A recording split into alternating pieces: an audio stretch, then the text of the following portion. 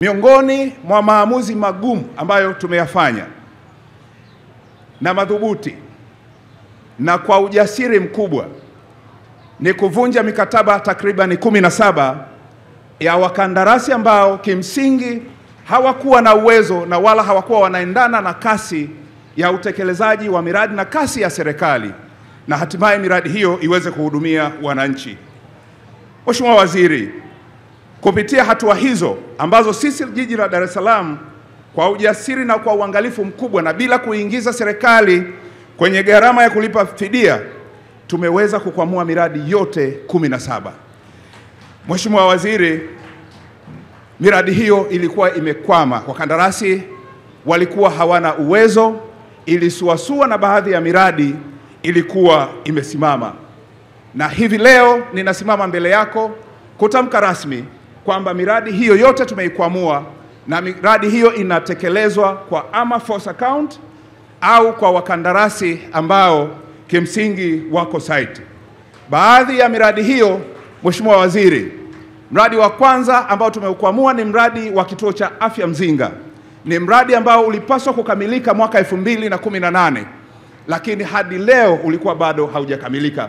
Lakini taarifa njema, Mheshimiwa Waziri, hivi leo ukienda kukagua mradi huo tuko zaidi ya 85% tunakwenda kukamilisha mradi huo, na ni kuahidi kwamba kabla ya uchaguzi mradi huo utakuwa umekamilika.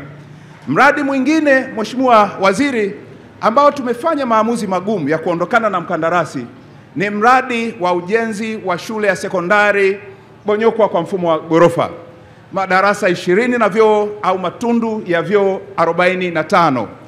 Mradi huo sasa uko kwenye hatua nzuri. Tunao mradi mwingine, Mheshimiwa Waziri, mradi wa ujenzi na uwekaji wa nyasi bandia kwenye sekondari ya Benjamin Mkapa. Uwanja huo, Mheshimiwa Waziri, kwa taarifa ni kwamba Mheshimiwa Rais Dr. Samia Suluhu Hassan alipita pale mwaka 2022 na akatoa maelekezo kwamba uwanja huo lazima ukamilike. Mheshimiwa Waziri, kama nilivyosema, tumeendelea kuondokana na wakandarasi ambao kimsingi wanatukwamisha. Tulifanya maamuzi magumu ya kuondokana na mkandarasi ule, na taarifa njema, Mheshimiwa Waziri, sasa tumepata mkandarasi ambaye anaendelea na ujenzi na tayari ameshafanya hatua zote za kuagiza nyasi baada ya kuwa tumepata kibali kutoka kwa wenzetu wa TFF. Mheshimiwa Waziri, tunao mradi mwingine, mradi wa kituo cha afya Mchikichini.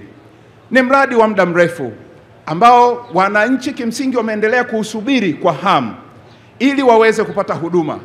Ni mradi ambao ulipaswa kukamilika mwaka jana mwezi Disemba, lakini hadi kufikia leo, Mheshimiwa Waziri, mradi ule haujakamilika.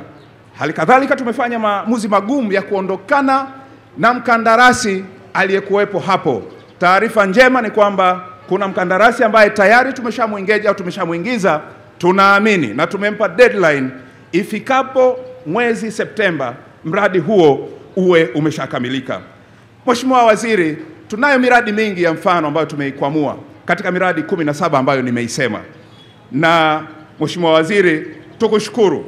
Ni dhahiri bila ya sapoti yako, bila sapoti ya wizara, team management ya ofisi ya Rais TAMISEMI, pengine tusingeweza kufikia hapa tulipofika.